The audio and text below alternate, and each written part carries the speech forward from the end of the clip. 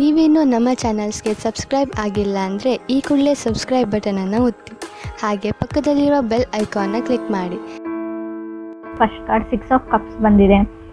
6 of ಕಪ್ಸ್ನ ನೀವು old ಫ್ರೆಂಡ್ಸ್ನ meet ಆಗ್ಬೋದು ಅಂತ ಹೇಳ್ತೀವಿ, ಅಥವಾ ನಿಮ್ಮದು ಬ್ರೇಕಪ್ ಆಗಿದ್ರೆ ರೀಕನ್ಸಿಲೇಷನ್ ಕಾರ್ಡ್ ಅಂತ ಕರಿತೀವಿ. ಖಂಡಿತವಾಗ್ಲೂ ನಿಮ್ಮ ಎಕ್ಸ್ ಆಗಿರ್ಬೋದು ಅಥವಾ ನೀವು ನಿಮ್ಮ ಪಾರ್ಟ್ನರ್ ಆಗಿರ್ಬೋದು, ಕಮ್ಯುನಿಕೇಷನ್ ಇರುತ್ತೆ, ನೀವು ರೀಕನ್ಸಿಲ್ ಆಗ್ತೀರಾ, ಮತ್ತೆ ಪ್ಯಾಚಪ್ ಆಗುತ್ತೆ ಅಂತ ಕಾರ್ಡ್ ಹೇಳುತ್ತೆ. ಪಾಸ್ಟ್ ಲವ್ ಅಂತ ಹೇಳುತ್ತೆ.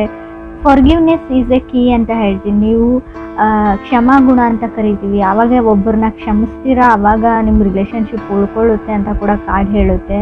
ಸೊ ಅಂಡರ್ಸ್ಟ್ಯಾಂಡಿಂಗ್ ಜಾಸ್ತಿ ಆಗುತ್ತೆ ಇಬ್ಬರ ಮಧ್ಯೆ ಅಂತ ಕೂಡ ಹೇಳುತ್ತೆ.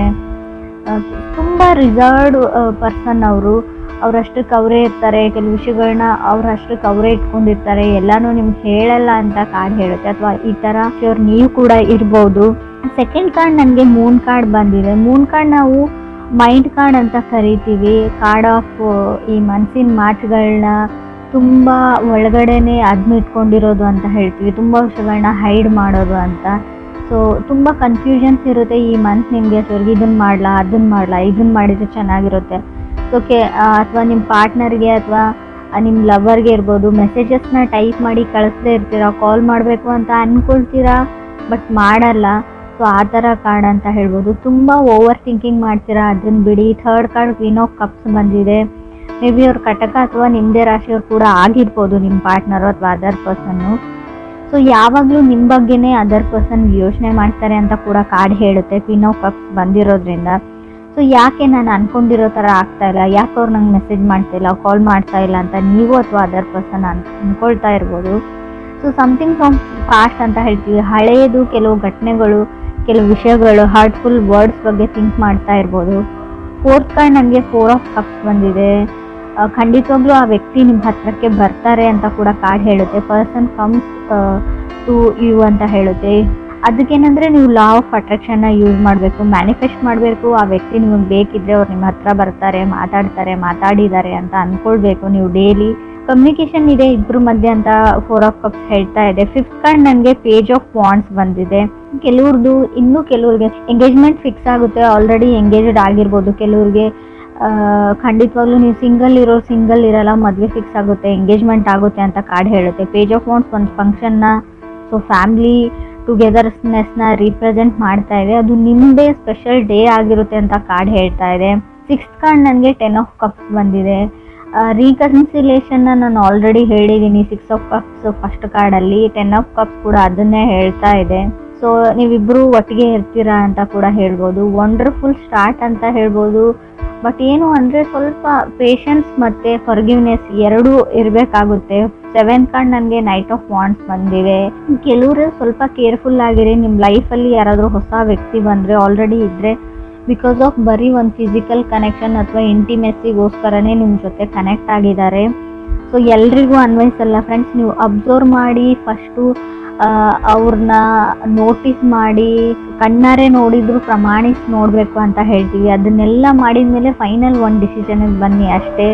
ಸೊ ಟಾಕ್ಸಿಕ್ ರಿಲೇಷನ್ಶಿಪ್ ಹೇಳುತ್ತೆ, ಒಂದೇನೋ ಇಂಟಿಮೆಸಿ ಕನೆಕ್ಷನ್ಗೋಸ್ಕರ. 8th ಕಾರ್ಡ್ ನನಗೆ ಸ್ಟಾರ್ ಕಾರ್ಡ್ ಬಂದಿದೆ. ಸೊ ಕಮ್ಯುನಿಕೇಷನ್ ಆ್ಯಂಡ್ ಮೆಸೇಜಸ್ ಬರುತ್ತೆ. ನಿಮ್ಮ ಮೇಲ್ ಬಾಕ್ಸು ಅಥವಾ ನಿಮ್ಮ ಮೆಸೇಜಸ್ನ ಚೆಕ್ ಮಾಡ್ಕೊಂಡಿರಿ. ಕಾಲ್ ಕೂಡ ಬರ್ಬೋದು, ನೀವು ಮೆಸೇಜ್ ಕೂಡ ರಿಸೀವ್ ಮಾಡ್ತೀರಾ. ಬಿಗ್ ನ್ಯೂಸ್ ಅಂತ ಹೇಳುತ್ತೆ. ಇದು ಜಾಬ್ ಆಪರ್ಚುನಿಟಿ ಇರ್ಬೋದು ಅಥವಾ ನಿಮ್ಮ ಮ್ಯಾರೇಜ್ ಪ್ರಪೋಸಲ್ ಆಪರ್ಚುನಿಟಿ ಕೂಡ ಇದಾಗಿರ್ಬೋದು. 9th ಕಾರ್ಡ್ ನನಗೆ ಏಸ್ ಆಫ್ ಪೆಂಟಿಕಲ್ಸ್ ಬಂದಿದೆ. ಆಫರ್ಸ್ ಹೇಳ್ತೀನಿ. ಕೆಲವೊಂದು ವಿಷಯಗಳನ್ನ ಎಕ್ಸ್ಪೀರಿಯನ್ಸ್ ಮಾಡ್ತೀರಾ ನೀವು. ತುಂಬ ಡೌನ್ ವರ್ಕ್ ನಡಿಬೇಕಾಗುತ್ತೆ, ಒಂದು A to Z ವರ್ಗು ಅಂತ ಹೇಳ್ತೀವಿ. ಸೊ 0 to 100 ಕೆಲವು ವಿಷಯಗಳಿಗೆ ನೀವು ಸ್ಟಾರ್ಟಪ್ ಮಾಡ್ತೀರಾ, ಕೆಲವು ಕೆಲಸಗಳನ್ನ ಪ್ರಾರಂಭಿಸ್ತೀರಾ ಅಂತ ಏಸ್ ಆಫ್ ಪೆಂಟಿಕಲ್ಸ್ ಹೇಳ್ತಾ ಇದೆ. 10th ಕಾರ್ಡ್ ಡೆವಿಲ್ ಕಾರ್ಡ್ ಬಂದಿದೆ. ಟಾಕ್ಸಿಕ್ ರಿಲೇಷನ್ಶಿಪ್ ಅಂತ ಹೇಳ್ಬೋದು. Red flag. ಕೆಲವರಿಗೆ ಕೆಲವೊಂದು ಆಫರ್ಸ್ ಬರುತ್ತೆ ಈ ಟೈಮಲ್ಲಿ. ಸೊ ಅವ್ರ ಬಗ್ಗೆ ತುಂಬ ಕೇರ್ಫುಲ್ಲಾಗಿ ನೀವು ವಿಚಾರಣೆ ಮಾಡಬೇಕು. ಡೆವಿಲ್ ಕಾರ್ಡ್ ಇರೋದ್ರಿಂದ ಅಷ್ಟೊಂದು ಒಳ್ಳೆ ವ್ಯಕ್ತಿ ಇರಲ್ಲ ಅವರು ಅಂತ ಕೂಡ ಹೇಳುತ್ತೆ ಆಫರ್ಸ್ ಬಂದರೆ. ಸೊ ಈ ಆಫರ್ಸ್ ಮೇ ಬಿ ಆಫರ್ಸ್ ಚೆನ್ನಾಗಿದೆ, ಬಟ್ ಅದಕ್ಕೆ ನೀವು ಅದರದ್ದೇ ಆದ ಬೆಲೆನ ತೆರಬೇಕಾಗುತ್ತೆ ಅಂತ ಹೇಳ್ತಾ ಇದೆ. ಮೋರ್ ಓವರ್ ಈ ಆಫರ್ಸ್ ನಿಮಗೆ ಯಾವ ಕಡೆಯಿಂದ ಬರುತ್ತೆ ಅಂದರೆ ನಿಮಗೆ ತುಂಬ ಹತ್ತಿರದ ರಿಲೇಟಿವ್ಸಿಂದ ತುಂಬ ಒಳ್ಳೆ ವ್ಯಕ್ತಿ ಕಡೆಯಿಂದನೇ ಅದು ಬರುತ್ತೆ. ಬಟ್ ಅವರು ಯಾವ ಥರ ಇದ್ದಾರೆ ಅಂತ ಅವ್ರಿಗೂ ಗೊತ್ತಿರಲ್ಲ.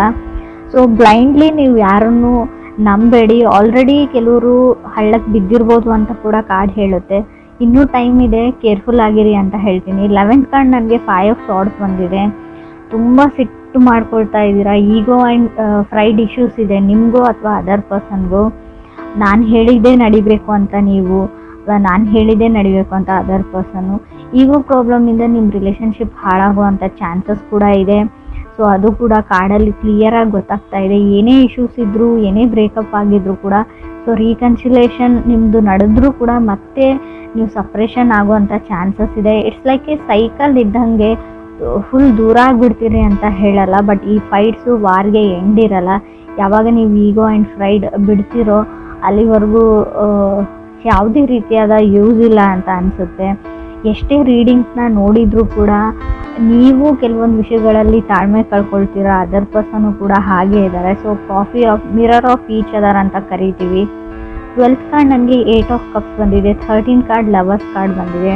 ಎಷ್ಟೇ ಟೈಮ್ ಆದರೂ, ಎಷ್ಟೇ ಸರ್ತಿ ಜಗಳ ಆದರೂ, ಎಷ್ಟೇ ದೊಡ್ಡ ಮಟ್ಟದ ಜಗಳ ಆದರೂ ಕೂಡ ನೀವು ಮತ್ತೆ ಯು ಕಮ್ ಬ್ಯಾಕ್ ಟುಗೆದರ್ ಅಂತ ಕಾರ್ಡ್ ಹೇಳುತ್ತೆ. ಕೆಲವರಿಗೆ ಏನೇ ಆಗಿರಲಿ, ನೀವು ತುಂಬ ಎಕ್ಸ್ಪೀರಿಯನ್ಸ್ ಮಾಡಿರ್ಬೋದು ಇಲ್ಲಿವರೆಗೂ, ತುಂಬ ಸರ್ತಿ ಜಗಳ ಆಡಿರ್ಬೋದು, ತುಂಬ ತಿಂಗಳುಗಳ ಕಾಲ ದೂರ ಇರ್ಬೋದು, ತುಂಬ ವರ್ಷನೂ ದೂರ ಇದ್ದಿರ್ಬೋದು ಕೆಲವರು.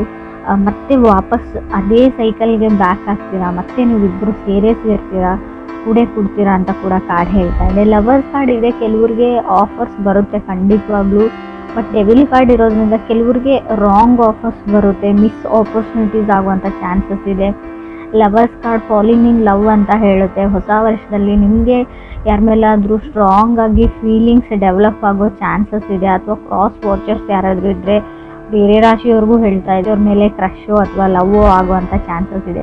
ಈ ಹಿಂದೆ ಇರೋ ಲವ್ನ ನೀವು 5 ಆಫ್ ಸಾರ್ಡ್ಸ್ ಮತ್ತು ಲವರ್ಸ್ ಕಾರ್ಡ್ ಇರೋದ್ರಿಂದ ಖಂಡಿತವಾಗ್ಲೂ ಎಕ್ಸ್ಪ್ರೆಸ್ ಮಾಡುವಷ್ಟು, ಸೊ ಪ್ರಪೋಸ್ ಮಾಡುವಷ್ಟು, ಹೇಳ್ಕೊಳ್ಳೋಷ್ಟು ಧೈರ್ಯ ಈ ವರ್ಷ ಬರುತ್ತೆ ಬೇರೆಯವ್ರಿಗೂ ಅಂತ ಅನಿಸುತ್ತೆ. ನಿಮ್ಗೆ ಯಾರಾದರೂ ಬಂದು ಪ್ರಪೋಸ್ ಮಾಡ್ಬೋದು, ಮೆಸೇಜ್ ಮಾಡ್ಬೋದು, ಸೊ ಕಾಲ್ ಮಾಡ್ಬೋದು ಅಂತ ಅನಿಸುತ್ತೆ. ಡೈರೆಕ್ಟಾಗಿ ಹೇಳಿಲ್ಲ ಅಂದರೆ ಮೆಸೇಜ್ ಆಫ್ ಲವ್ ಬರ್ಬೋದು ಸ್ಟಾರ್ ಕಾರ್ಡ್ ಇರೋದ್ರಿಂದ ನಾನು ಕೆಲವ್ರಿಗೆ ಆ್ಯಂಗ್ಸೈಟಿ ಕೂಡ ಹೇಳ್ತೀನಿ. ಸ್ಟಾರ್ ಕಾರ್ಡ್ ಯಾವ ಥರ ಅಂದರೆ ಚಂದ್ರನೋ ಅಥವಾ ಆಕಾಶನೋ ನೋಡ್ಕೊಂಡ್ಬಿಟ್ಟು ನನ್ನ ಲೈಫ್ ಈ ಥರ ಆಗಿದೆ, ಏನು ಮಾಡೋದು ಅಂತ ನೀವು ಯೂನಿವರ್ಸ್ಗೆ ನಿಮ್ಮ ದುಃಖನ ಹೇಳ್ಕೊಳ್ಳೋ ಪರಿಸ್ಥಿತಿ ಕೂಡ ನಿಮಗೆ ಬರ್ಬೋದು ಅಂತ ಕಾರ್ಡ್ ಹೇಳುತ್ತೆ. ಆಲ್ರೆಡಿ ಬಂದಿರ್ಬೋದು. ಏನು ಅಂದರೆ ನಾವು ಯಾವಾಗಲೂ ನೆಗೆಟಿವ್ ಆಗಿ ನನ್ನ ಲೈಫಲ್ಲಿ ನೆಗೆಟಿವೇ ಇದೆ, ಇದೇ ಥರ ಇದೆ ಅಂತ ಯೂನಿವರ್ಸ್ಗೆ ಹೇಳಿದರೆ ನಿಮ್ಗೆ ಅದೇ ಬೇಕು. ಇಟ್ಸ್ ಲೈಕ್ ನೀವು ಪ್ರೇಯರ್ ಮಾಡ್ಕೊಳ್ತಾ ಇದ್ದೀರಾ, ಇದೇ ಲೈಫ್ ಬೇಕು ಅಂತ. ರಾಂಗ್ ಮೆಸೇಜ್ ಹೋಗುತ್ತೆ ಅಂತ ನಾನು ತುಂಬ ಸರ್ತಿ ಹೇಳಿದ್ದೀನಿ. ನಿಮ್ಗೇನು ಬೇಕು ಎಕ್ಸಾಕ್ಟಾಗಿ, ಯಾವ ಖುಷಿ ಬೇಕು ಅದನ್ನು ಫೀಲ್ ಮಾಡಿಕೊಂಡು ಕೇಳ್ಕೊಳ್ಳಿ, ಖಂಡಿತ ಅದು ನಿಮ್ಗೆ ಸಿಗುತ್ತೆ ಅಂತ ನಾನು ಹೇಳ್ತೀನಿ. ತುಂಬ ಸರ್ತಿ ಯಾವಾಗಲೂ ನಾವು ನೆಗೆಟಿವ್ ಅಥವಾ ಓವರ್ ಥಿಂಕಿಂಗ್ ಮಾಡೋದ್ರಿಂದ ಯೂನಿವರ್ಸ್ಗೆ ಏನು ಅನಿಸುತ್ತೆ ಅಂದರೆ ನಿಮ್ಗೆ ಅದೇ ಬೇಕಾಗಿದೆ, so you need that life ಅಂತ ಅದಕ್ಕೆ ಅನಿಸ್ಬಿಡುತ್ತೆ. ಸೊ ಅದನ್ನೇ ಗ್ರ್ಯಾಂಟ್ ಮಾಡೋವಂಥ ಚಾನ್ಸಸ್ ಇದೆ. ಸೊ ಖಂಡಿತವಾಗ್ಲೂ ಯಾವಾಗಲೂ ಒಳ್ಳೆಯದನ್ನೇ ಯೋಚನೆ ಮಾಡಿ. ನಿಮಗೇನು ಬೇಕು ಎಕ್ಸಾಕ್ಟಾಗಿ ಅದು ನಿಮ್ಗೆ ಸಿಕ್ಕಿದೆ ಅನ್ನೋ ಫೀಲಿಂಗಲ್ಲಿ ಇರಿ. ಎಷ್ಟೇ ದುಃಖ ಇರಲಿ, ಏನೇ ಆಗಿರಲಿ ಅದನ್ನು ಮರೆತು ಬಿಡಿ. ಸೊ ನಿಮಗೆ ಚೀಟ್ ಮಾಡೋ ಚಾನ್ಸಸ್ ಕೂಡ ಇದೆ. ಬರೋ ಆಫರ್ಸ್ ಬಗ್ಗೆ ಹುಷಾರಾಗಿರಿ. ಅದು ರಿಲೇಷನ್ಶಿಪ್ ವೈಸ್ ಅಂತ ಹೇಳಲ್ಲ, ದುಡ್ಡಿನ ವಿಚಾರಕ್ಕೂ, ರಿಯಲ್ ಎಸ್ಟೇಟ್ ವಿಚಾರಕ್ಕೂ ಯಾವುದೇ ರಿಸ್ಕನ್ನ ನೀವು ತಗೊಳ್ಳೇಬೇಡಿ ಅಂತ ಹೇಳ್ತೀನಿ. ಲವ್ ಲೈಫ್ ಇರಲಿ ಅಥವಾ ಜನರಲ್ ರೀಡಿಂಗ್ ಇರಲಿ, ಸೊ ಗಡಿಬಿಡಿಯಲ್ಲಿ ಯಾವುದೇ ಕಾಂಟ್ರಾಕ್ಟ್ಗೆ, ಯಾವುದೇ ಪೇಪರ್ಸ್ಗೆ ಸೈನ್ ಹಾಕಬೇಡಿ, ಯಾವುದೇ ಪ್ರಾಪರ್ಟಿನೂ ತೊಗೊಳ್ಬೇಡಿ, ಯಾವುದೇ ಪ್ರಪೋಸಲ್ ಬಂದ್ರೂ ಕೂಡ ಅದನ್ನು ಫಿಕ್ಸ್ ಮಾಡಬೇಡಿ. ತಾಳ್ಮೆ ತುಂಬ ಇಂಪಾರ್ಟೆಂಟ್ ಅಂತ ಹೇಳ್ತೀನಿ.